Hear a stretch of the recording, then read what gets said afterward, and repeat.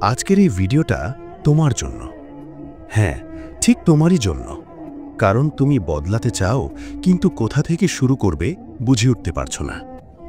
চলো আজ আমরা নিজের জীবনের দিকে একবার তাকাও। এক, জীবনটা আসলে কত ছোট। আমরা ভাবি সময় আছে, আগামীকাল নামাজ শুরু করব, আগামী সপ্তাহে গুনাহ ছাড়ব, আগামী মাসে জীবনকে ঠিক করব। কিন্তু ভাই, মৃত্যু তো আগামীকাল পর্যন্ত অপেক্ষা করে না। প্রতি বছর কত মানুষ চলে যাচ্ছে যারা তোমার মতোই ভবিষ্যৎ পরিকল্পনা করেছিল।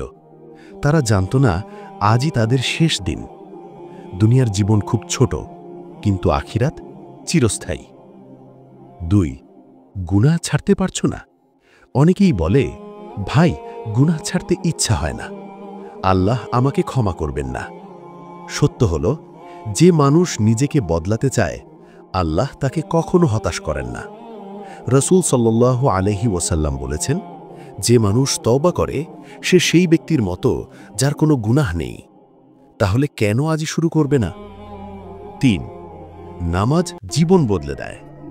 তোমার জীবনে যদি শান্তি না থাকে, জেনে রাখো নামাজই সেই চাবি। নামাজ শুধু রুকু সেজদা না, এটা আল্লাহর সাথে সংযোগ।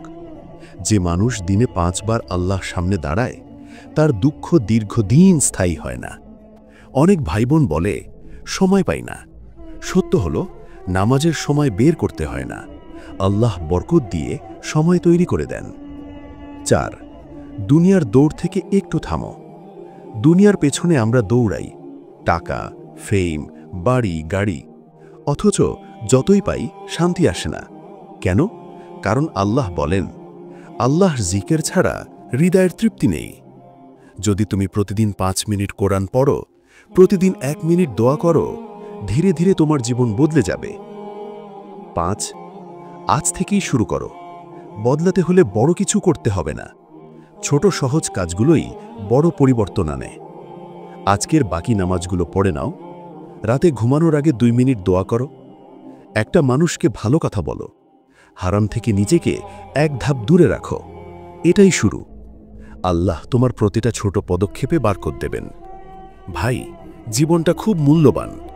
এটা গুনাহে নষ্ট করার জন্য না, বরং জান্নাত অর্জনের জন্য। যদি ভিডিওটা তোমাকে একটু হলেও ভাবায়, তাহলে আজ থেকেই শুরু করো। আল্লাহ তোমার সাথে আছেন।